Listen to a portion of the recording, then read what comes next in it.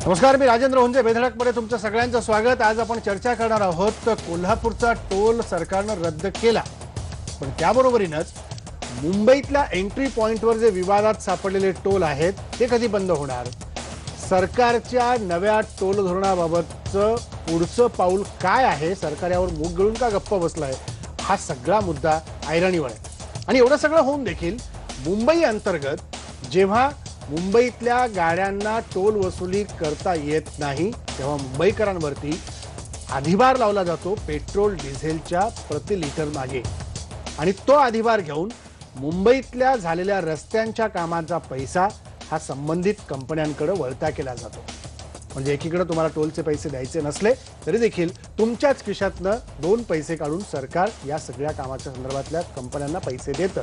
पण हे पैसे देऊन देखील आपल्याला वाहतूक करण्यासाठीचे रस्ते हे खरोखरच दर्जेदार आहेत का? जे फ्लायओव्हर्स मुंबईमध्ये उभारले गेलेले आहेत त्या फ्लायओव्हर्सची अवस्था फ्लायओव्हर सुरू झाल्यानंतर काही दिवसातच काय होते हे प्रत्येकाला माहिती आहे. त्यामुळे या सगळ्या परिस्थितीमध्ये टोल मुंबईतले बंद होऊ शकतात का, सरकारच्या टोल धोरणाचं काय, या सगळ्या विषयी आपण चर्चा करणार आहोत. आपले महत्त्वाचे 3 मुद्दे या चर्चेत असणार आहेत. पहिला मुद्दा असणार आहे कोल्हापूरच्या टोल माफीनंतर विवादित मुंबई एंट्री पॉइंटचे टोल बंद होऊ शकतात का. दुसरा मुद्दा असेल टोल धोरणाबाबत सरकार मूग गिळून गप्प बसलंय का. आणि तिसरा मुद्दा आपला असणार आहे की करारानुसार सोयी न देणाऱ्या टोल कंपन्यांविरुद्ध सक्त कारवाई करण्याची सरकारमध्ये हिम्मत नाही का. या 3 मुद्द्यावरती आपण चर्चा करणार आहोत. आपल्यासोबत असणार आहेत MEP इन्फ्रास्ट्रक्चरचे MD आणि उपाध्यक्ष जयंत म्हैसकर. आपल्यासोबत अविनाश अभ्यंकर आहेत, प्रवक्ते मनसेचे नाशिकहून. आपल्यासोबत दिलीप देसाई आहेत, या टोलविरोधी कृती समितीचे सदस्य आहेत. कोल्हापूरचं जे आंदोलन या टोलविरोधी कृती समितीने यशस्वी करून दाखवलं ते कोल्हापूरहून आपल्यासोबत आहेत. आणि पुण्यावरून आपल्यासोबत येणार आहेत संजय शिरोडकर, जे टोल विषयाचे अभ्यासक आहेत. मला अविनाश अभ्यंकर सुरुवात तुमच्यापासून करायची आहे, कारण टोलच्या संदर्भामध्ये वेगवेगळ्या ठिकाणी तुम्ही आंदोलनं केलेली आहेत, तेवढाच तुम्ही त्याचा बारकाईने अभ्यासही केलेला आहे. पण ज्या प्रकारे कोल्हापुरातल्या या टोल विरोधी संघर्ष समितीनं टोल बंद करून जे यश मिळवून दाखवलेलं आहे, आता मुंबईतल्या एंट्री पॉइंट बद्दल ज्या मनसेने आघाडी घेतलेली होती या आंदोलनाच्या बाबतीमध्ये, ते टोल बंद होणार की नाही? नाही, कसं आहे, सर्वप्रथम मी बोलू? हो, बोला. येते तुम्हाला? बोला. हा, सर्वप्रथम समस्त कोल्हापूर वासियांचं मनपूर्वक अभिनंदन. कारण एकजुटीने त्यांनी हा जो टोलचा झोल हाणून पाडला त्याबद्दल खरंच त्यांचं मनपूर्वक अभिनंदन. आणि तुम्हाला जर माहीत असेल की हा जो टोलचा झोल आहे याला सर्वप्रथम वाचाई सन्मान्य राजसाहेबांनी फोडली होती. त्याकरता असंख्य कार्यकर्त्यांनी लाटाकाट्या खाल्ल्या, जेलमध्ये गेले. आणि हे सगळं होत असताना हा जो काही MEPचा झोल आहे हा प्रचंड आहे. म्हणजे हजारो कोटीच्या इन्व्हेस्टमेंट समोर जे काही रिटर्न्स दाखवलेले आहेत किंवा रिटर्न्स जे आतापर्यंत आलेले आहेत ते खरोखरच अगम्य आहेत. ते सामान्य माणसाच्या आकलन शक्तीच्या पलीकडे आहेत. आणि एकीकडे सरकार विविध प्रकारचे गाडी घेताना किंवा रस्त्यावरनं चालताना जे काही टॅक्सेस लावत असतात, तुम्हाला ऐकायला येतोय माझा आवाज? हो, सरक बोला, येतं, ऐकायला येतंय. हा, जे काही टॅक्सेस लावत असतात त्या माध्यमातून आतापर्यंत लाखो करोडो कोटी रुपये वसूल करून झालेले आहेत. आणि रस्त्यांची जर अवस्था बघितली तर त्याला अवस्था म्हणण्यापेक्षा शोचनीय दुरावस्था असं जर म्हटलं तर ते काही चुकीचं ठरणार नाही. आणि येणाऱ्या काळात कुठल्याही परिस्थितीत MEPचे टोल हे बंद व्हायलाच पाहिजेत. मध्ये काहीतरी ऐकलं 2027 पर्यंत बंद होणार नाहीत, परंतु हे चोचले ऐकून घेतले जाणार नाहीत कुठल्याही परिस्थितीत. ह्याला जसा सन्मान्य राजसाहेबांनी सुरुवातीला आवाज फोडला होता तशी कृपया या सरकारने पुन्हा मनसेला रस्त्यावर उतरण्याची संधी देऊ नये. आणि जेव्हा मनसे रस्त्यावरती उतरते तेव्हा ते अत्यंत आक्रमक लोकांकरता केलेलं आंदोलन असेल. आणि आता मला मुद्दाम इथे नमूद करावं असं वाटतं की हा जो काही रेटा मनसेने लावला होता त्या रेट्याचं रूपांतर कोल्हापूरमधील आंदोलनामध्ये झालं. आणि त्याच्यानंतर मला खात्री आहे की बेसिकली ह्या कुठल्याही गोष्टींमध्ये ट्रान्सपरन्सी नाही आहे. आणि ट्रान्सपरन्सी नसल्यामुळे हा विरोध आमचा आहे आणि तो कायम असाच राहणार टोल बंद होईपर्यंत. टोल बंद होईपर्यंत अशाच पद्धतीचा विरोध तुमचा राहील असं तुम्ही म्हणताय. जयंत म्हैसकर, काय म्हणाल तुम्ही की ज्या प्रकारे मुंबई एंट्री पॉइंटचे सगळे जे टोल नाके असतील किंबहुना जो कोल्हापूरचा टोल आता बंद पडला, या सगळ्यामध्ये वसुली सगळी झाली आहे, अतिरिक्त वसुली आत्ता होती आहे आणि ज्या प्रमाणात टोलच्या माध्यमातून वसुली केली जाते आहे त्या प्रमाणात त्याचा दर्जा रस्त्यांचा किंवा त्या रस्त्या बांधण्याचा असेल किंवा एखाद्या फ्लायओव्हरचा असेल तो काही नागरिकांना मिळताना दिसत नाहीये. नमस्कार. मला सर्वप्रथम आपल्याला सांगायला आवडेल की पर्टिक्युलरली हे जे कॉन्ट्रॅक्ट MEPचं कंपनीतर्फे राबवलं जात आहे ते 2010 नोव्हेंबरपासून पुढच्या 16 वर्षाकरिता ठरवण्यात आलेलं होतं. हे कॉन्ट्रॅक्ट देत असताना माननीय मुंबई हायकोर्ट तसेच सुप्रीम कोर्ट ह्या मार्फत हे कॉन्ट्रॅक्ट कंपनीला देण्यात आले, ज्यामध्ये कंपनीने 2100 कोटी रुपयाची रक्कम आगाऊ एकरकमी दिले होते. हे देत असताना कंपनीला त्याचप्रमाणे मुंबईतील 27 फ्लायओव्हर ची देखभाल करण्याची जबाबदारी पुढची 16 वर्ष देण्यात आली. हे देत असताना कंपनीला एक पर्टिक्युलर रिटर्न किंवा परतावा मिळण्याची हमी ही सरकारने देण्यात आली होती. त्या पद्धतीने हे कॉन्ट्रॅक्ट राबवण्यात येत आहे. अविनाश अभ्यंकर, तुम्ही काय म्हणाल की जी माहिती जयंत म्हैसकर देत आहेत, तुम्ही एखादा प्रश्न त्यांना विचारून तुमच्या प्रश्नाचं निरसन करू हे शकता? हास्यास्पद आहे, मला माफ करा, हे हास्यास्पद आहे. ते स्वतः एक व्यावसायिक आहेत, परंतु 27 पुलांची देखभाल हे वाक्य अत्यंत महत्वाचं आहे. मग ही देखभाल आहे का प्रॉपर? आज MEP मध्ये सुट्टीच्या दिवशी टोल पार करताना किती वेळ लागतो? किती प्रमाणात इंधन जातं याच्यामध्ये, किती या देशाचं नुकसान होतं आणि इन्व्हेस्टमेंट ऑन रिटर्न किती आहे याचं डॉक्युमेंट अजूनपर्यंत ओपन का नाही झालं? आणि त्याचे काय बोर्ड लावले ते संपूर्ण ट्रान्सपरंट आहेत का? त्यांनी लोकांना कळतं का? नाही, मी बोलतोय सर, मी बोलतोय, माझं झालं की आपण संपवा.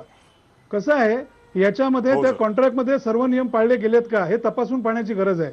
ही चर्चा इथे झालीच नसती जी आम्ही मागच्या वेळेला मागणी केली होती की याचं डॉक्युमेंट तुम्ही ओपन करा. आता ती कॉस्ट शीट का ओपन होत नाहीये मला माहिती नाहीये, कारण जो पुढचा खारघरचा टोल आहे, मला वाटतं मी जर चुकत नसेल त्याचा 5 लाख रुपयाचा मेंटेनन्स हा वाशी टोलवरनं वसूल केला जातोय. आणि हे एक पटू शकत नाही की विविध प्रकारचे टॅक्सेस लोक भरत असताना सतत ह्या टोलचे पैसे, आणि तुम्ही घ्या ना, नक्की घ्या, परंतु लोकांना तुम्ही सर्व्हिस देताय का तशी? तुम्ही बघा ना तिथे काय प्रकारचं चाललंय कसं. आणि त्या ठिकाणी तुम्ही जर ट्रान्सपरंट असाल तर समोर वेगळ्या प्रकारची माणसं उभी का करायला लागतात? त्याचं कारण काय? जर आपला बिझनेस ट्रान्सपरंट असेल आणि it is absolutely clear as per the government laws, तर मग त्याच्या ठिकाणी कारण नसताना विविध प्रकारची गुंड प्रवृत्तीची माणसं उभी का करायला लागतात वसूल करायला, जर एखाद्याने टोल नाकारला तर? आणि आम्हाला तो अधिकार आहे, जर मी त्या टोल नाक्यावर जाऊन सांगितलं की मला या ठिकाणी टोल भरायचा नाहीये, मला वाटतं जे काही नियम आहेत किंवा जी काही नियमावली आहे, जी भारताची घटना आहे, त्याप्रमाणे एखाद्या व्यक्तीला जर टोल रोड वापरायचा नसेल तर त्याला पर्यायी विना टोल रस्ता हा द्यायला लागतो. हे माझ्या छोट्याशा ज्ञानाप्रमाणे आहे.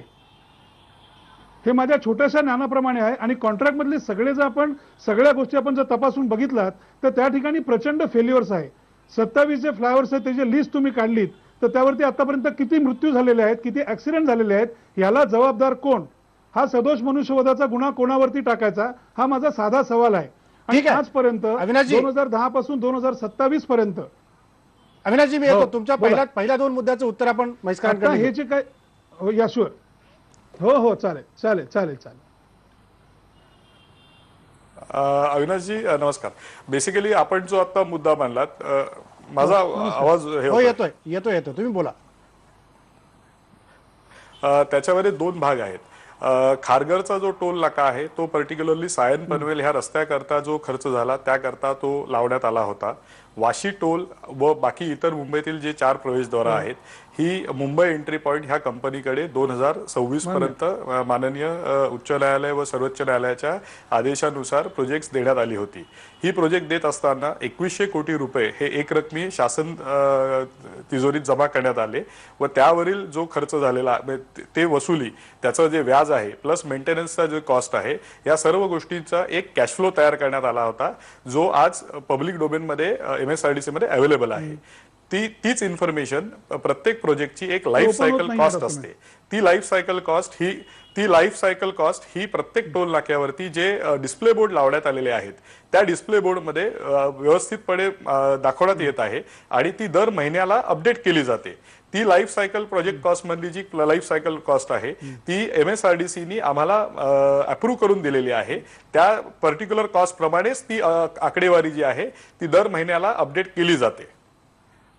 पण आपण जे मगाशी एक पर्टिक्युलर ब्रिज मेंटेनन्स बद्दल आपण एक जो मुद्दा मांडला याच्यामध्ये त्याचे माझा उत्तर द्यायचे झाले तर पर्टिक्युलरली ते जे ब्रिज आहेत त्या 27 फ्लायओव्हरचं मेंटेनन्स हे एक कंपनीतर्फे केले जाते. तसेच ती मॉनिटर करण्याच्या दृष्टीने MSRDC व इंडिपेंडेंट इंजिनियर या 2 एजन्सीज मार्फत त्याचा पूर्णपणे मॉनिटरिंग केलं जातं. त्यात काही जर त्रुटी निर्माण असतील तर त्या वेळोवेळी मांडल्या जातात आणि त्याच्यावरती सोल्युशन काढलं जातं.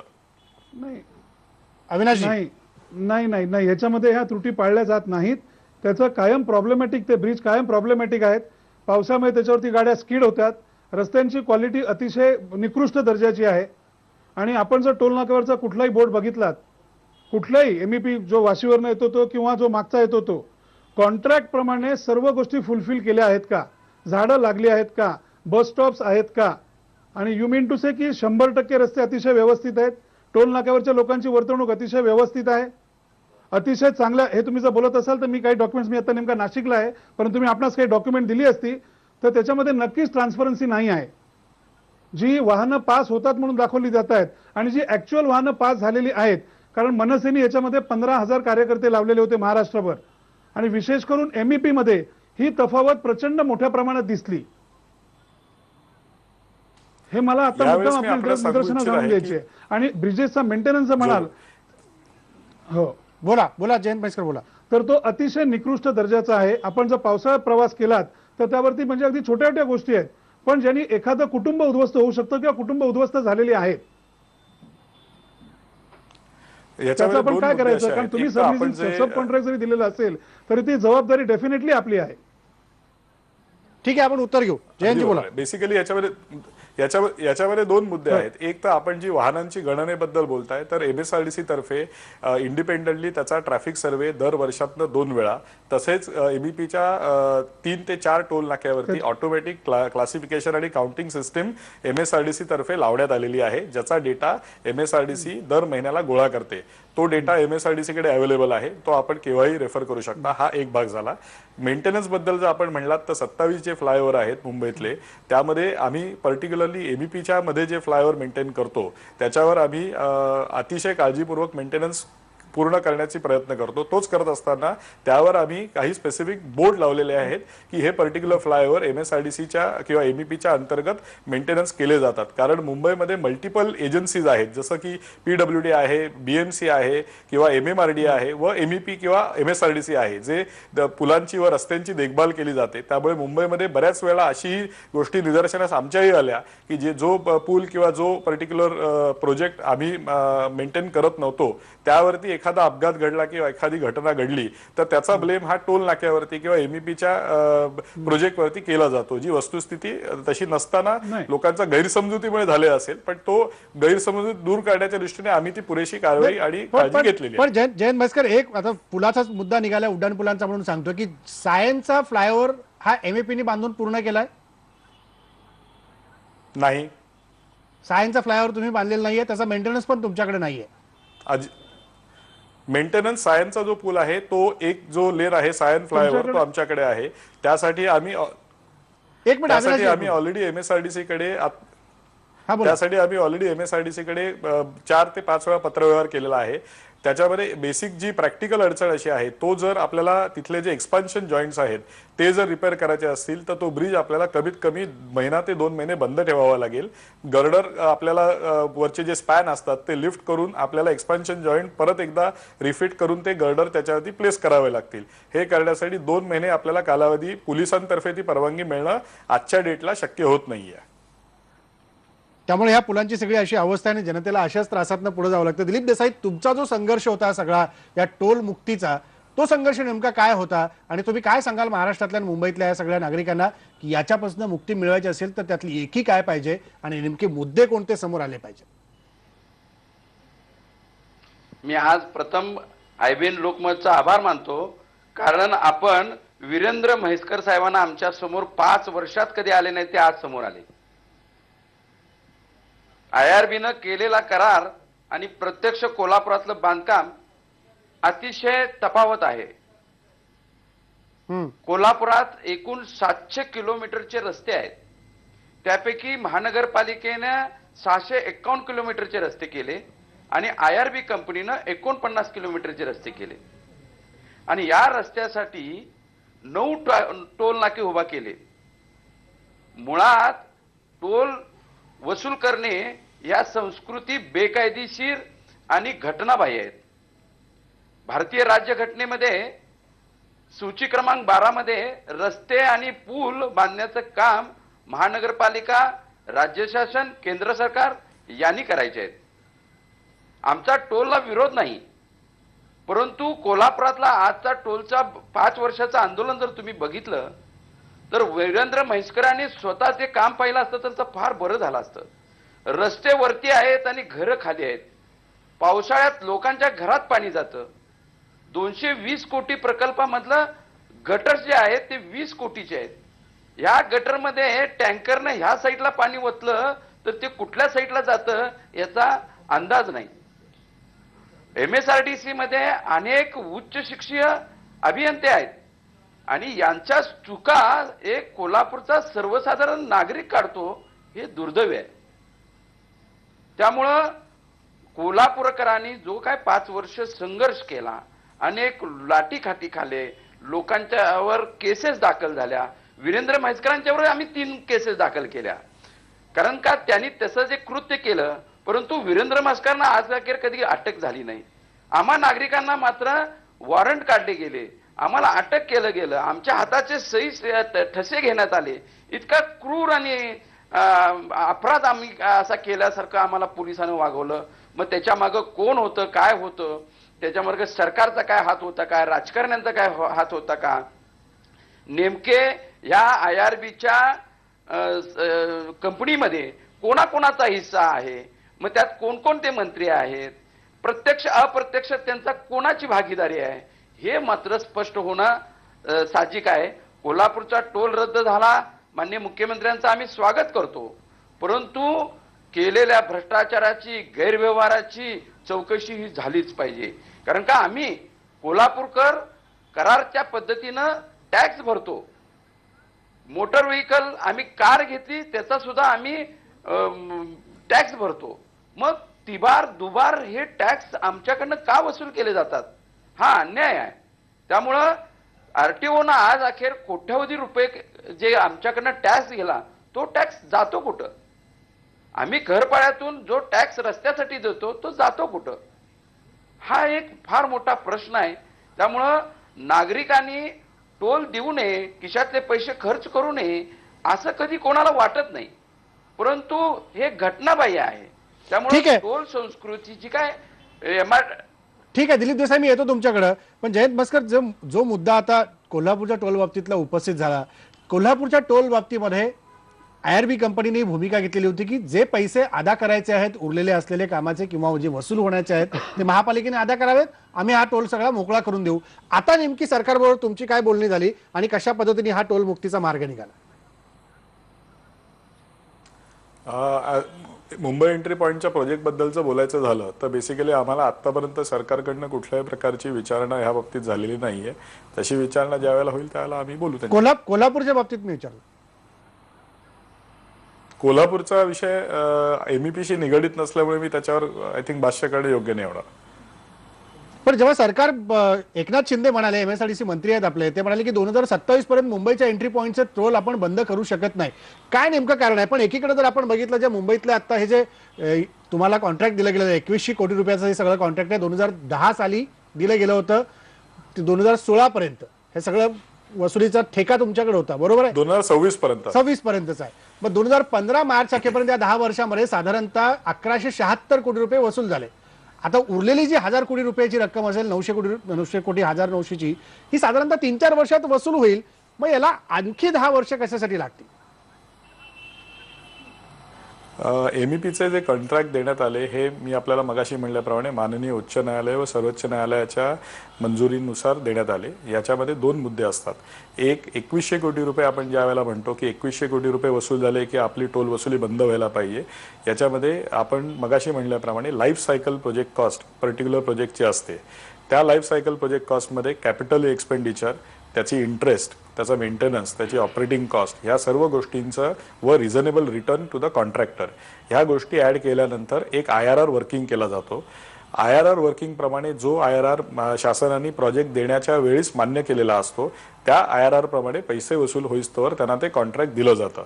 2010 मध्ये हे जेव्हा कॉन्ट्रॅक्ट देण्यात आलं त्यावेळेला माननीय उच्च न्यायालयाने कालावधी ठरवताना 16 वर्ष 11 महिने अगोदर होता, तो 11 महिने कमी करून 16 वर्ष फायनल केला. तसंच 2100 कोटी रुपये जे आपल्याला 5 हप्त्यामध्ये द्यायचे होते शासनाला, ते 2100 कोटी रुपये अपफ्रंट देण्याचं ऑर्डर देण्यात आली. त्यानुसार ते पैसे देण्यात आलं व 2100 कोटी रुपयावरती आपण जर ढोबळपणे 12.5% व्याज जर घेतलं तर तेच वर्षाला जवळजवळ 250 कोटी रुपये व्याज होतं. 250 ते 350. ते 350 कोटी रुपये व्याज हे टोलच्या रकमेतूनच आपल्याला परतावा त्याचा करावा लागतो. या सर्व गोष्टींचा विचार केल्यानंतर जो कालावधी आहे आणि लाईफ सायकल प्रोजेक्ट कॉस्ट आहे जी डिसाईड करण्यात आलेली आहे त्याला मान्यता सर्वोच्च न्यायालय आणि महाराष्ट्र शासनाने दिल्यानंतर हे कॉन्ट्रॅक्ट साईन करण्यात आले. संजय शिरोडकर देखील आपल्या सोबत आहेत. संजय शिरोडकर, काय तुम्ही सांगाल नेमक्या या सगळ्या टोलच्या झोलबद्दल? कारण बऱ्याच मुद्द्यावरती तुम्ही आतापर्यंत तुमची मतं मांडलेली आहेत, काही ठिकाणी याचिकाही तुम्ही दाखल केलेली आहे. 2-3 गोष्टी आहेत. कोल्हापूर बद्दल म्हणायचं झालं तर 2-4 टर्म्स असतात की कम्प्लिशन सर्टिफिकेट लागतं, ते नसेल तर तुम्हाला टोल वसुली करता येत नाही. आणि त्याच्यानंतर टर्मिनेशन क्लॉज पण असतो. म्हणजे ते दिवस असतात की 120 दिवस, त्याच्यानंतर मग 180 दिवस, आणि मग ते काही पेनल्टी वगैरे असते. तर या बऱ्याचशा गोष्टी MSCDCकडनं होत नाहीत, हे अगदी स्पष्ट आहे. MEP बद्दल जर म्हणाल तर लाईफ प्रोजेक्ट कॉस्ट मस्कर साहेबांनी सांगितली ते सगळं मला पूर्ण मान्य आहे.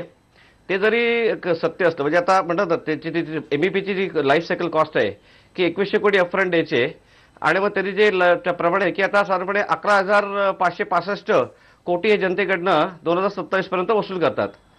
द पॉइंट इज की ती प्रोजेक्ट कॉस्ट जेव्हा वसूल होते त्याच्यानंतर सुद्धा टोल बंद होतो का?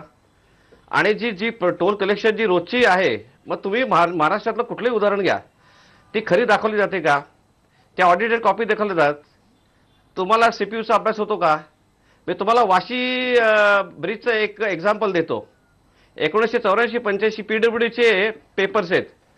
त्यावेळेला 35,000 CPU होता. CPU साधारणपणे 100 व्हेकल असतील तर दीडपट असतो, 150 व्हेकल. तर बेसिकली तसं म्हटलं तर 84-85ला 35,000 CPU होता. तो PWDने लिखित केलं की 2001 साली तो 1,18,700 CPU जाईल. आणि तोच आज जर बघितलात तर तो डेफिनेटली 2.5 लाख क्रॉस होतो. आता जेव्हा 2.5 लाख CPU क्रॉस होतो तेव्हा व्हेकल या साधारणपणे 1,70,000 1,80,000 या त्या ह्याच्यामध्ये असतात. आणि दाखवले किती जात आहेत? आजही तुम्ही बघाल तर जवळजवळ वाशी बाजावरनं ज्यांच्याकडे टोल घेतला गेला या फक्त 70,000 व्हेकल दिवसाला दाखवत आहेत.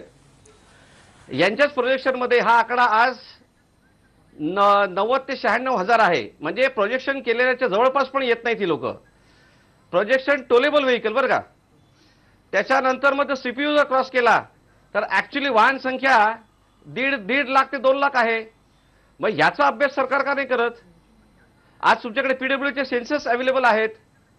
जो काही टोल कलेक्शन डेटा येतो अगेन्स्ट PWDचा सेन्सस हा क्रॉस चेक कधीच होत नाही. म्हणजे हे जे अंडर रिपोर्टिंग चालतं त्याच्याबद्दल सरकार काहीच कारवाई करत नाहीये.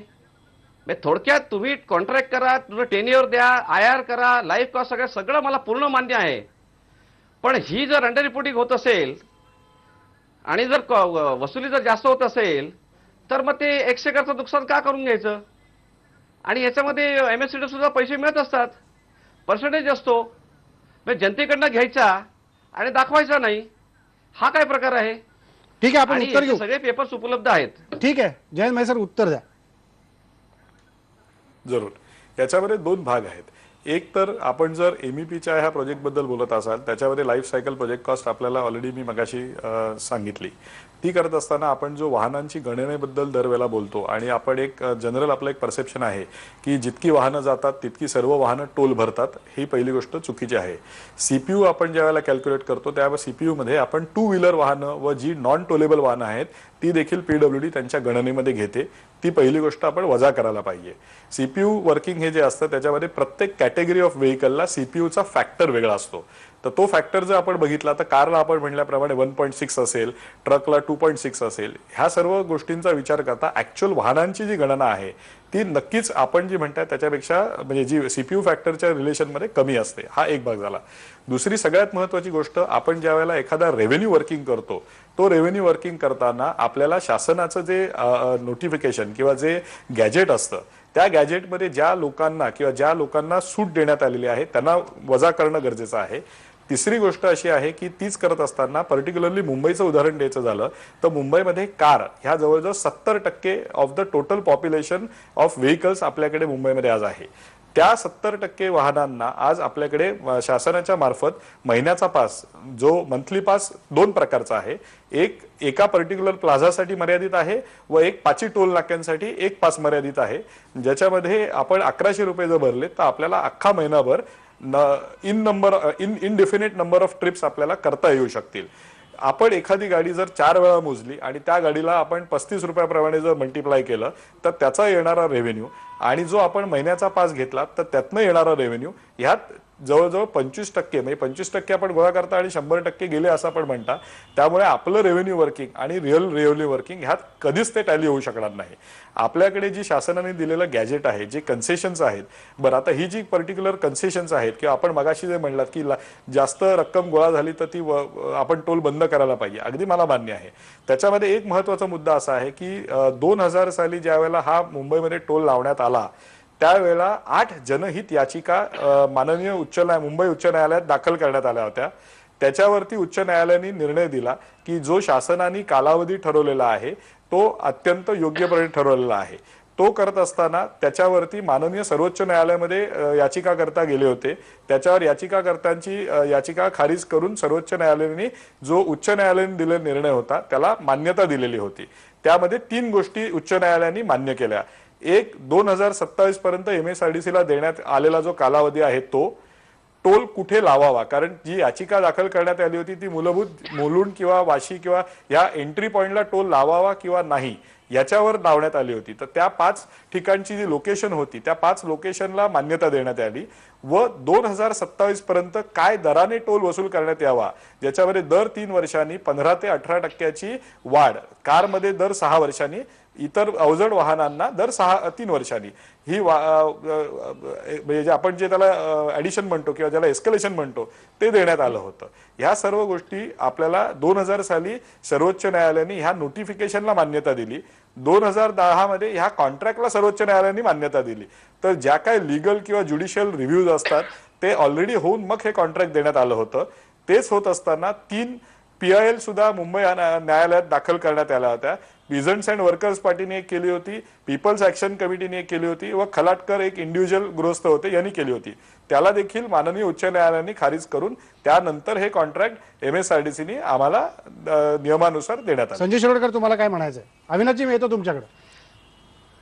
न्यायालयाचा दाखला देतात, परंतु न्यायालयाला प्रत्येक गोष्ट सांगितली जाते का याचं उत्तर द्यावं, कारण न्यायालय काय प्रत्येक गोष्टीचा अभ्यास करत नाही. दुसरी गोष्ट की बेसिकली नोटिफिकेशन मध्ये किंवा पॉलिसीमध्ये रिटर्न जर्नी आहे बरोबर, ती तुम्ही देत नाहीयेत, त्याचं स्पष्टीकरण द्या. आज मल्टिपल व्हेकल आजही या घोटला नाही, पण पॉलिसी लागून नाही का तुम्हाला? प्रत्येक गोष्ट प्रत्येक कॉन्ट्रॅक्ट वर घेऊ, पॉलिसी कशाला केली?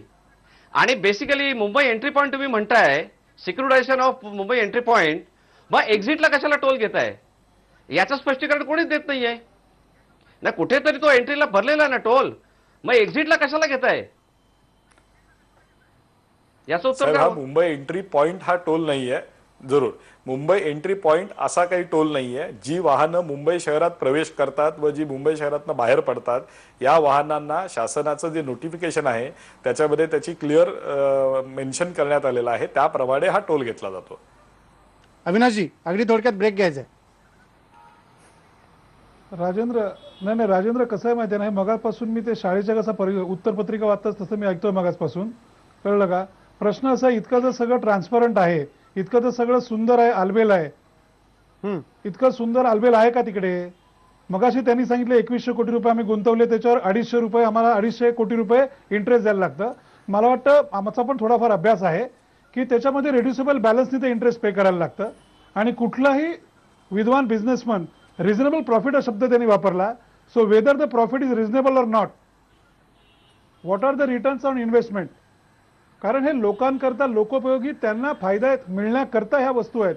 आणि खरोखर इतकं चांगले आज तिथे मेंटेनन्स आहे का, ह्याच्यामध्ये ट्रान्सपरन्सी आहे का, सुप्रीम कोर्टाने हायकोर्टाने इतरही गोष्टी सांगितलेल्या आहेत त्याचं इथे पालन केलं जात आहे का?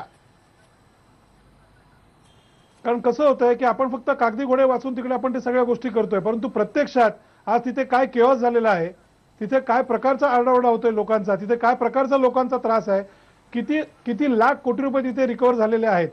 कळलं का? आणि साधी गोष्ट आहे, 1 मार्काचा प्रश्न आहे, याला सर्व्हिस रोड का दिलेला नाही? मला टोल भरायचा नाही, मी स्वतंत्र भारताचा स्वतंत्र नागरिक आहे, माझी टोल भरण्याची ऐपत नाही. मग घटनेचं उल्लंघन आहे का नाही, का आम्ही मरेपर्यंत टोल भरायचे?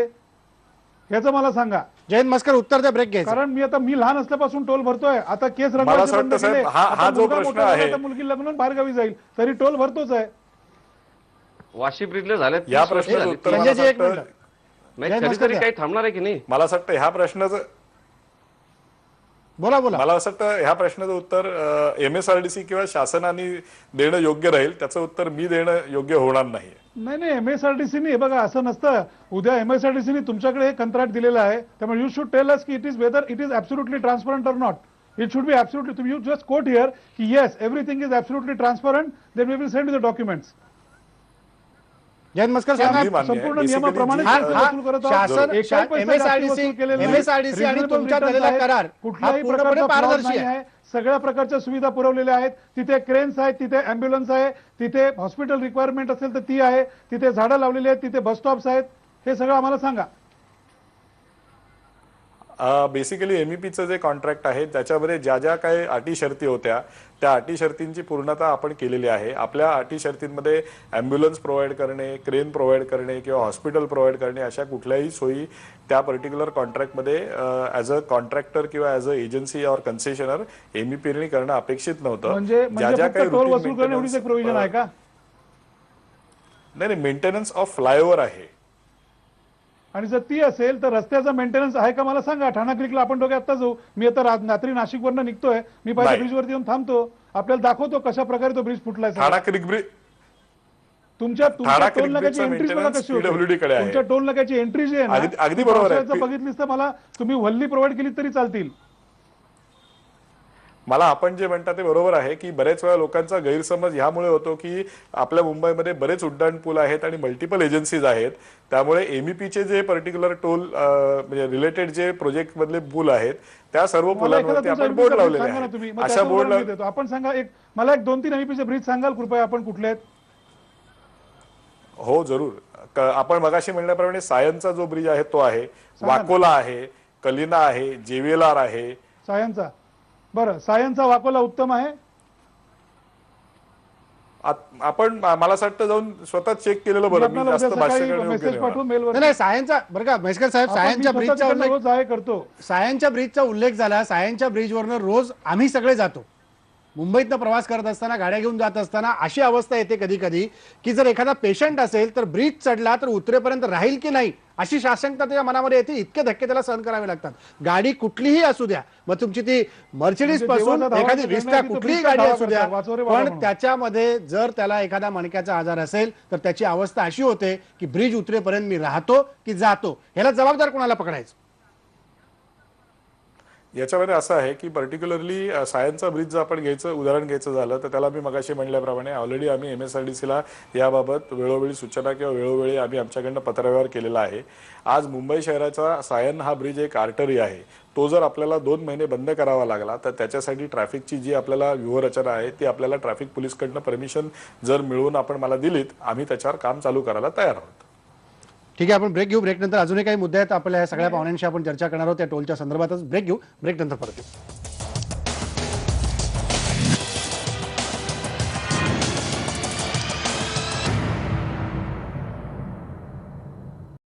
ब्रेक नंतर पुन्हा एकदा स्वागत. टोलच्या विषयी आपण चर्चा करतोय. कोल्हापूरचा टोल बंद झाला, पण मुंबईतल्या एंट्री पॉईंटचे टोल बंद होणार का, आणि जे करार सरकारने या सगळ्या टोलच्या संदर्भात, रस्त्यांच्या कामासंदर्भात संबंधित कंपन्यांना, मग कंपनी कुठली असेल, यांच्यासोबत केले आहेत, त्या कंपनीकडनं टोलच्या बदल्यात वसुली होऊन देखील जर योग्य त्या सुविधा मिळत नसतील तर सरकार सक्त कारवाईचं पाऊल उचलणार का, हाही एक मुद्दा आहे. मला संजय शिरोडकर तुम्हाला विचारायचं आहे की जर आपण मुंबईतल्या एंट्री पॉईंटच्या ॲव्हरेजकडे, ॲन्युअल ॲव्हरेजकडे जर आपण विचार केला तर साधारणतः 2014-15ची काही आकडेवारी आता इकडे आहे, त्यानुसार सरासरी वाहन संख्या जर आपण पाहिली तर 5ही टोल नाक्यांवरून जाणारी वाहन संख्या ही साधारणतः LMV 2,13,846 आहे वार्षिक. 2014-15ची आकडेवारी मी सांगतोय.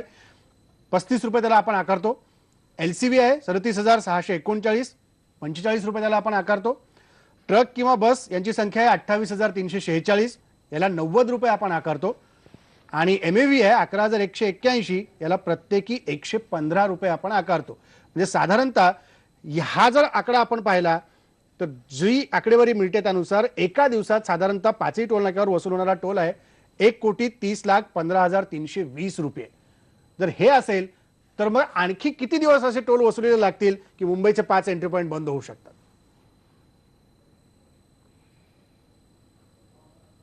संजय शिरोडकर. हां, ओके.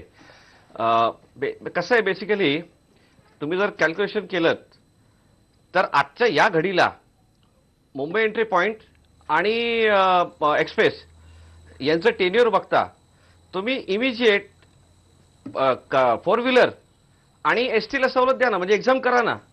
तरी सुद्धा जे मोठ्या व्हेकलचा टोल आहे ना त्याची अमाऊंट खूप असते. तुमच्या टेन्युअर प्रमाणे ते पूर्ण होतील ना, किंवा मी तर म्हणेन 2-4 वर्ष आधीच होईल. मगासपासून कॉन्ट्रॅक्ट आम्हाला सांगितलं जातं. मग पॉलिसी कशाला केलेली आहे? पॉलिसीतले कुठलेच मुद्दे त्याच्यामध्ये नाहीत, त्यांना बांधील नाही आहेत. मगाशी म्हैसकर साहेबांनी सांगितलं की नॉर्मल जो वाहन संख्या असते सेन्सर्स, त्याच्यापैकी जो एक्झाम्पशन कॉम्पोनंट 25% आहे. अहो पण सेन्सस सांगतो 70,000, तुमचे टोलेबल दाखवता तुम्ही 35,000. 25% जरी तुमच्या मताप्रमाणे एक्झाम्पशन कॅटेगरी काढली तरी 25% उरतो ना. आणि वाहन संख्या ज्या मुंबई आतबाहेर होतात 5 पॉईंटवरनं ती म्हटली तर रोजचा हा 25% अहो कैक लाखांचा आहे. त्याचा हिशोब कोणीच देत नाहीये. नाही, पण हे मला मी तो सर्वस्वीच नाही, हा मुद्दा मला म्हैसकर साहेबांना विचारायचा आहे. जयंत म्हैसकर, की जो एक्झाम्पशन आहे, एक्झाम्प्टेड गाड्या रोज जातात किती? अशा हजारो गाड्या तर जात नसतील. आणि दुसरी गोष्ट सांगतो, अहो मला हजारो सोडा हो, तो डेटा मेंटेन करणं कंपल्सरी आहे. आम्ही जेव्हा डेटा आम्ही मागतो तेव्हा डेटा आम्हाला मिळत नाही. ठीक आहे, आपण उत्तर घेऊ. 1 मिनिट संजय शिरोडकर. जयंत म्हैसकर उत्तर द्या. जरूर. बेसिकली याच्यामध्ये 2 मुद्दे आहेत. आपण मगाशी जी वाहनांची टोटल गणना सांगितली की एवढी वाहनं जातात, 1,30,00,000 रुपये दिवसाला त्याला टोल रेटने मल्टिप्लाय करून आपला रेव्हेन्यू यायला पाहिजे. याच्यामध्ये आपण सगळी लोक एक विसरता की ज्या डिस्काउंट्स आहेत किंवा जी कन्सेशन्स नोटिफिकेशनमध्ये दिलेले आहेत याला आपण फॅक्टर करणं गरजेचं आहे. उदाहरणार्थ आपण जर LCV, ट्रक व मल्टी एक्सेल वाहनं घेतली, याला सरकारने आपण एखाद्या वाहनाने किंवा एखाद्या मालकाने 100 तिकिटांचं कार्ड, स्मार्ट कार्ड किंवा पुस्तिका जर विकत घेतली तर त्याला 50% डिस्काउंट देण्यात येतो. याचा अर्थ असा होतो की 2 वाहनं गेल्यानंतर आपल्याला एका गाडीचा त्या पर्टिक्युलर 90 रुपयाचा लाभ होऊ शकतो. हा एक भाग झाला. दुसरी गोष्ट, कारला जी कॅटेगरी आहे जी आपल्या मुंबईमध्ये सर्वात मोठ्या प्रमाणावर आहे त्याला मंथली पासची सोय आहे. एक गाडी एखाद्या टोल नाक्यावरनं 3 वेळा 4 वेळा फेरी मारली तर त्याचा टोल जो आहे तो आपल्याला मंथली पास म्हणजे 1100 रुपये भागिले 30 दिवस म्हणजे साधारण 35 रुपये एका दिवसाचे, एका ट्रिपचे न करता एका दिवसाचे आपल्याला मिळतात. आणि आपण वाहनांची गणना करताना 3 ते 4 वेळा करतो. आता ती आपण आपली जी टॅली आहे ती कधीच टॅली होऊ शकणार नाही, कारण जर मंथली पास असेल तर त्याचा प्रत्येक ट्रिपचा काउंट हा आपल्याला कन्सिडर करावा लागेल व एका ट्रिपचे सरासरी 7 ते 8 रुपये आपल्याला त्याचा कन्सिडर करावा लागेल. हा एक भाग झाला. अविनाश अभ्यंकर. नाही, कसं आहे माहिती आहे ना, मला असं वाटतं मी गणिताच्या क्लासला बसलोय म्हणून. आपण इथे, मला असं मगाशी ब्रेकच्या आधी ते म्हणाले होते की तुम्ही आम्हाला आरटीओ कडनं परमिशन करून द्या, मग आम्ही तो ब्रिज रिपेअर करतो. कसं आहे, हा टेंडर घेताना त्यांनी असं नव्हतं सांगितलं ना, तर तेही आम्ही करून दिलं असतं. त्यामुळे ही जबाबदारी 100% त्यांचीच आहे. दुसरी गोष्ट, मी आता कन्सेशन ऐकतोय. अहो, आपण व्यापारी आहात, व्यापारी कन्सेशन केव्हा देतो? एका चमच्यावर जर एक मर्सिडीज फ्री असेल ना, तर चमच्याची किंमत काही कोटी रुपये असते. त्यामुळे चमचा फ्री, मर्सिडीज फ्री देतोय म्हणून चमचा स्वस्त आहे असं होऊ शकत नाही. तसंच 2 ट्रिप गेल्यानंतर जेव्हा आपण तिसरी गाडी मला 2 वरती 1 द्यावी लागते फ्री असं जेव्हा म्हणताय, किंवा छोट्या गाड्यांचा असेल, हा 100% प्रॉफिट कॅल्क्युलेट करूनच दिला जातं. दुर्दैवाची गोष्ट अशी आहे, आपण स्वतः या महाराष्ट्राचे नागरिक आहात, आपण प्रतिष्ठित आहात, परंतु आपल्याला असं का नाही वाटलं की या एसटीचा टोल माफीचा प्रस्ताव आपण मांडावा? का प्रत्येक ठिकाणून फक्त पैसेच कमवायचे आहेत? आणि secondly, you are also businessman, we know very well, कळलं का, की याच्यामध्ये काही रिझनेबल रिटर्न वगैरे नाही आहे. त्याच्यामध्ये बऱ्याच लूपहोल्स आहेत. तो प्रत्येक व्यावसायिक माणूस त्याचा उत्तमरित्या वापर करतो. आणि कल्याण शिवफाटा मला वाटतं आपल्याकडेच आहे. आपण जरा सांगाल मला, कल्याण शिवफाटा रोड आपल्याकडेच आहे ना? कल्याण शिवफाटा ही साधारण 2 वर्षाचा जी कॉन्ट्रॅक्ट चाळण आम्हाला असते. देण्यात आलेला आहे. राजेंद्र, मला बोलू दे. मी येतो संजय शिरोडकर, तुमच्याकडे येतो 1 मिनिट. जयंत मस्कर. बरोबर आहे ना. मग तिकडचा रस्ता आपण जर चेक केलात, तर त्याची चाळण हा शब्द छोटा होईल जरा. कसं आहे, आपण फक्त कॉन्ट्रॅक्टचे पेपर वाचतोय मस्करजी, परंतु त्याचा मेंटेनन्स, त्याची रिक्वायरमेंट, हे माझ्याकडे बरेचसे टोल प्लाझांचे आता इकडे मी थोडक्यात काढलेले आहेत, परंतु या ठिकाणी कुठेही मेंटेनन्स प्रॉपर नाही आहे. आणि मी आपल्याशी अत्यंत, मला माहिती आहे मी कोणाशी बोलतोय आणि कोणासमोर बोलतोय, त्यामुळे याचा मेंटेनन्स, आपण याची काळजी घ्यायला पाहिजे. आपण एक उद्योजक आहात, आपण एक व्यावसायिक, आपण लोकांचा विचार केला पाहिजे. आणि आपण टोल ज्यांच्याकडनं घेत आहोत त्यांना खरोखर त्याप्रमाणे आपण सर्व्हिसेस देतो आहोत का? आज टोल नाक्यावरती जेव्हा 1-1 किलोमीटरच्या रांगा लागतात, तेव्हा मग तेवढ्याच प्रकारे त्या तिकडे काही नियम घातलाय का, की एक गाडी टोल नाक्यावरनं किती मिनिटात पास झाली पाहिजे? रिटर्नच्या बाबतीत आपण काय धरलेलं आहे? तिथे जे डिझेलचं पोल्युशन होतं, त्या पोल्युशनने एखादा माणूस जर टीबीनी गेला, तर याची जबाबदारी पुन्हा म्हणाल की दुसऱ्यांचीच आहे. आम्ही धूर कसा थांबवणार? त्यामुळे निदान त्या माणसाचं जगणं तरी सुसह्य करा. नुसते कागदोपत्री घोडे प्रत्येक ठिकाणी असतात, परंतु ठीक आहे. पेपरमध्ये 2 क्वेश्चन ऑप्शनचे सुद्धा असतात. अविनाशजी, उत्तर तर घेऊ काही आपण. आपण ऑप्शनलाही टाकल्या पाहिजेत गोष्टी. आपण उत्तर घेऊ. जयंत महेशकर, उत्तर द्या. याच्यामध्ये पहिली गोष्ट, कल्याणशिळ रस्त्याबद्दल आपण जर बोलत असाल तर कल्याणशिळ रस्त्यावरील टोल वसुलीचं कंत्राट केवळ आपल्या कंपनीकडे आहे. त्याची रस्त्याची जी देखभाल आहे ती पूर्णतः आज MSRDC कडे आहे. ज्या वेळेला प्लस नावाची एक मलेशियन कंपनी होती, त्यांनी जेव्हा ह्या प्रोजेक्टमधनं बाहेर ती निघाली, त्यानंतर MSRDCने त्याचा मेंटेनन्सची जबाबदारी स्वतःकडे घेतलेली आहे. त्याचा रस्ता मेंटेन आज MSRDC वेळोवेळी करत आलेली आहे. त्यात जर काही त्रुटी असतील तर त्या मी आपल्या माध्यमातून MSRDCला रिक्वेस्ट करीन की त्याच्यावर लवकर कार्यवाही व्हावी. दुसरी गोष्ट, मला वाटतं आपली सोयी नैतिक MEP जबाबदारी, बद्दल जेव्हा आपण आपण जर म्हणत टोलचं असाल, टेंडर घेतलं असेल तर आपली नैतिक जबाबदारी असते. जरूर आम्ही आमच्याकडनं देखील MSRDC कडे त्याचा पाठपुरावा जरूर करू. दुसरी गोष्ट, MSRDCच्या मुंबईतील प्रवेशद्वारावरील जे आपण वाहनांचा क्लिअरन्स टाइम बद्दल म्हणलात, तर कन्सेशन अग्रीमेंटमध्ये त्याच्यावर अत्यंत योग्यप्रमाणे प्रोव्हिजन देण्यात आलेली आहे. आणि त्या प्रोव्हिजनच्या अंतर्गत जो काही वेटिंग टाइम टोलवरती लागायला पाहिजे, त्याच्यापेक्षा जर जास्त वेटिंग टाइम लागायला लागला तर कपॅसिटी ऑगमेंटेशन, म्हणजे वाहनांची किंवा नंबर ऑफ टोल लेन्स ज्या आहेत त्याचा आपल्याला लेन्स वाढवायचे आहेत. आज आपण जर बघितलं असेल तर वाशी, मुलुंड, ऐरोली तसंच दहिसर ही जे 4 प्रवेशद्वार आहेत, इथे ऑलरेडी आपण 4-4 लेन, म्हणजे जवळजवळ 4 नाके जर आपण बघितलं तर 16 ते 20 लेन आपण वाढवलेले आहेत. दुसरी गोष्ट, टेक्नॉलॉजीचा आपण जर चांगल्या पद्धतीने वापर करू शकलो, ज्याचा प्रयत्न आम्ही आमच्याकडनं पूर्णतो आणि अत्यंत प्रामाणिकपणे करतोय, ज्याच्यामध्ये आपल्याला 2 मुद्द्यांचा ह्याच्यात समाधान मिळू शकतं. एक तर जो वेटिंग टाइम आहे टोल नाक्यावरती तो आपल्याला मोठ्या प्रमाणावर कमी करता येईल, व दुसरी गोष्ट, आपल्याला जी ट्रान्सपरन्सी बद्दल आपल्याला नेहमी जी एक शंका लोकांच्या मनात असते त्याचं आपल्याला निवारण करता येईल. RFID ही टेक्नॉलॉजी आम्ही ऑलरेडी इम्प्लिमेंट केलेली आहे. जवळजवळ 40 ते 50 हजार टॅग कारला आम्ही ऑलरेडी इश्यू केलेले आहेत. ही पर्टिक्युलर टॅग्स आहेत, हे प्रीपेड टॅग्स आहेत, ज्याच्यावरती आपल्याला टोल नाक्यावरती न थांबता ड्राईव्ह, म्हणजे आपण ज्याला म्हणतो फ्री ड्राईव्ह किंवा नॉनस्टॉप ड्राईव्ह आपण ज्याला म्हणतो, इलेक्ट्रॉनिक टोलिंग अंडर, ती आपण इम्प्लिमेंट केलेली आहे. आणि त्या नंबर ऑफ लेन्स वाढाव्या किंवा ते जास्तीत जास्त लोकांनी ते टॅग विकत घ्यावे यासाठी आम्ही प्रयत्नशील आहोत. तसंच आम्ही नॅशनलाइज बँका व काही प्रायव्हेट पेमेंट गेटवेज यांच्याशी देखील आमची बोलणी चालू आहे, जेणेकरून लोकांनी एकदा टॅग विकत घेतल्यानंतर त्यांना टोल नाक्यावरती पुन्हा पुन्हा तो टॅग रिचार्ज करण्यासाठी येऊ न लागणे याची सोय व्हावी. यासाठी आम्ही ऑलरेडी त्याच्यावर काम चालू आहे. पुढील महिन्यात ते 2 महिन्यात ते इम्प्लिमेंट पण होईल. यामध्ये 2 फायदे आहेत. आपण जे म्हणलात की वेटिंग टाइम टोल नाक्यावरचा आपल्याला मोठ्या प्रमाणात खाली आणता येईल. ऑलरेडी आम्ही RFIDचा आम्हाला ज्या ज्या लोकांनी त्याचा उपभोग घेत आहेत त्यांच्याशी आपण त्यांची प्रतिक्रिया घेऊ शकता. त्याचा नक्कीच त्यांना उपयोग होतोय व अधिकाधिक लोकांना RFID मिळावा. आपण मगाशी म्हणल्याप्रमाणे मुंबईमध्ये सगळ्यात मोठी वाहनांची संख्या जी आहे ती कारची आहे. आपण जर कारचा हा प्रॉब्लेम RFIDच्या माध्यमातून किंवा ई टोलिंगच्या माध्यमातून सोडवू शकलो तर आपला मेजॉरिटी जो प्रॉब्लेम आहे हा सॉल्व्ह होऊ शकतो. पण जयंत भास्करजी, एक छोटा आणि साधा प्रश्न मनात माझ्या पडलेला विचारायचा आहे. जर समजा एखाद्या कंपनीला, कंपनी कुठली असू द्या, मी पर्टिक्युलर MEP IRB असं काही म्हणत नाही, पण जी कुठली कंपनी असेल, ज्या कंपनीला रस्त्याचं फ्लायओव्हरचं काम दिलं गेलं असेल, जर समजा ते दर्जेदार नाही झालं तर सरकारने त्यांच्यावर सक्त कारवाई करावी असं तुम्हाला वाटतं का? जे कन्सेशन अग्रीमेंटमध्ये जे नियम असतील किंवा ज्या काय प्रोव्हिजन्स असतील त्याप्रमाणे नक्कीच करावं. सरकारने ते पाऊल उचलावं जर समजा त्यांना तसं योग्य नाही वाटलं, जनतेने तशा तक्रारी केल्या तर? कन्सेशन अग्रीमेंटमध्ये ज्या प्रोव्हिजन्स आहेत त्याप्रमाणे आय थिंक वेळोवेळी करत आलेले आहेत आणि करतील पुढे. त्या प्रोव्हिजन मधली एकच मी तुम्हाला गोष्ट सांगतो. प्रोव्हिजन मध्ये संजय शिरोडकर, मला एक वेगळा मुद्दा तुम्हाला विचारायचा इथे की टोल धोरणाबाबतला प्रोव्हिजन बद्दल तुम्ही या वेळ संपत आला आपला, अगदी 1 मिनिटात मला तुमचं उत्तर हवं आहे. सरकार टोल धोरणबाबत बोलत का नाहीये? मूग गिळून का गप्प बसलंय? इथंच सगळी मेख अडकलेली आहे का? 100%. अहो बघा, जिथे तुम्हाला हे बायबॅक कंडिशन असेल तिथे तुम्ही सांगता, पण जिथे बायबॅक कंडिशन नाही आहे तिथे तुम्ही काहीच करत नाहीत. त्याचा अभ्यंकर म्हणाले की नॉन कॉम्प्लायन्स खूप असतो.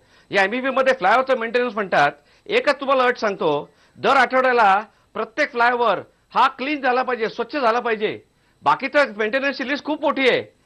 तर हे जे 55 फ्लायओव्हर आहेत, आठवड्यातनं एकदा हे नुसतं धुतलं तरी जातात का? सॅन पनवेल कॉरिडॉर MBP मध्ये पण आहे आणि खारघरमध्ये पण आहे. मग एकाच कॉरिडॉर करता लोक 2दा पैसे भरत नाहीत का? आणि पॉलिसी यांना लागूच नाही का? मुंबई पुणे एक्सप्रेसवर MSRTC STC करार होता यांचा आणि ते कन्सेशन डिस्काउंट यांनी ST ला दिलं नाही आणि MSRTC ला 20 कोटीचा फटका बसला. त्याचं स्पष्टीकरण कोणी देत नाहीयेत. ना कॉन्ट्रॅक्टर देत आहेत, ना मंत्री देत आहेत, ना ट्रान्सपोर्ट कमिशनर देतोय, ना शिंदे देत आहेत, ना कोणीच देत नाहीये. आणि दुसरी सर्वात महत्वाची गोष्ट, एक्सप्रेसवर VIP पास इश्यूज केलेत. हे अक्षरशः कायद्याला धरून नाहीयेत. एक्झामिशन कॅटेगरी नोटिफिकेशन मध्ये मेन्शन केल्या आहेत, त्याबद्दल माझं काही म्हणणं नाहीयेत. पण मग हे VIP पास कोणाकोणाला दिले आहेत त्याची माहिती जर मागितली, बरोबर आहे, सर्वात पहिले MSRTCने यांना पुढे पाठवून ती चूक केली आणि मला याच म्हणजे MIPLचं उत्तर आलं की आम्हाला प्रायव्हेट कंपनी आहोत, आम्हाला RTA लागू नाहीये. अहो मला सांगा, VIP पास द्यायचा अधिकार यांना दिला कोणी? बरं, माहिती मागितलं तर ती द्यायची नाही. आम्हाला प्रायव्हेट कंपनी, आम्ही RTA लागू नये म्हणून आमचं तोंड बंद करायचं. म्हणजे एका ठिकाणी जनतेकडनं भरमसाठ टोल वसूल करायचा आणि VIP पास यांनी वाटेल त्या लोकांना वाटायचे. हे डबल स्टँडर्ड का? जयंत भास्कर, अगदी थोडक्यात उत्तर द्या. अगदी थोडक्यात उत्तर द्या. मला असं वाटतं शिरोडकर साहेबांनी जो मुद्दा उपस्थित केला तो एक्सप्रेसवे संदर्भात केला, परंतु MEP ह्या कॉन्ट्रॅक्टशी निगडीत नसल्यामुळे याच्यावर मी भाष्य नाही करू शकणार. मुंबईच्या एंट्री पॉईंटच्या संदर्भात, मुंबईचं एंट्री पॉईंट म्हटलं ना, 55 फ्लायओव्हर आठवड्यातनं एकदा फ्लायओव्हर आहे. सेम कॉरिडॉर खारघर कॉन्ट्रॅक्ट मध्ये पण आहे, या कॉन्ट्रॅक्ट मध्ये पण आहे. अहो वाशी ब्रिजचा मेंटेनन्स MBP मध्ये पण आहे आणि वाशी ब्रिजचा मेंटेनन्स खारघर मध्ये पण आहे. अहो हे काय चाललंय? एक मिनिट संजय शिरोडकर, 2 कॉन्ट्रॅक्ट.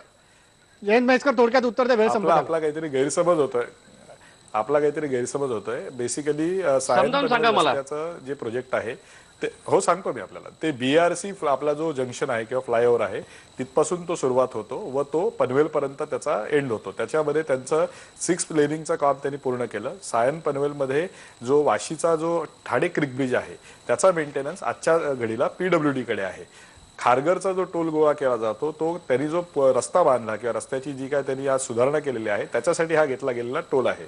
सायन पनवेल कॉरिडॉरवरील MSRDCनी जे पर्टिक्युलर फ्लायओव्हर प्रीडिटरमाइंड केले होते त्या मेंटेनन्सची जबाबदारी ही MEP कडे आहे. त्या प्रत्येक फ्लायओव्हर ज्याच्यावर MEP जहाज मेंटेनन्स करते त्याच्यावर आम्ही बोर्ड लावलेले आहेत. त्या पर्टिक्युलर फ्लायओव्हरच्या व्यतिरिक्त जे फ्लायओव्हर आहेत त्यात मी आपल्याला मगाशी म्हणल्याप्रमाणे मल्टिपल एजन्सीज आहेत, ज्यात PWD आहे, MMRD आहे किंवा काही ठिकाणी सायन पनवेल टोल रोड आहे. या 3 ते 4 एजन्सीज मेंटेन करत असल्यामुळे त्या नक्की कोणाची जबाबदारी आहे हा आपण जर तिथे बोर्ड बघितलात तर ते आपल्याला समजू शकेल. दिलीप देसाई, अगदी थोडक्यात शेवटी जसं कोल्हापूरमध्ये तुम्ही सगळे एकत्रित आलात आणि ND पाटलांनी सांगितलं कोल्हापूरचा संघर्ष हा कोल्हापूर शहरापुरता नव्हता तर तो संपूर्ण राज्यासाठी होता. मुंबईत अशी आंदोलनं करण्याची वेळ आली तर कोल्हापूरकर मुंबईकरांना साथ देणार का? जरूर जरूर साथ देणार. परंतु वीरेंद्र म्हैसकरांना राष्ट्रवादी काँग्रेस असो भाजप शिवसेना असो ह्या सरकारचा फार मोठा आशीर्वाद आहे. त्यामुळे त्यांनी केलेल्या कृत्याला काहीच त्याचा दायित्व ठरत नाही आहे.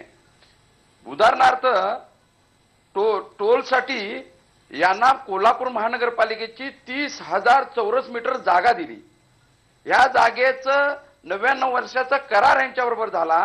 परंतु एका मिनिटात वीरेंद्र म्हैसकरांनी एका प्रायव्हेट लिमिटेड कंपनीला ही जमीन हस्तांतर केली 5 स्टार हॉटेलसाठी. परंतु कोणतीही यांच्यावर कारवाई झाली.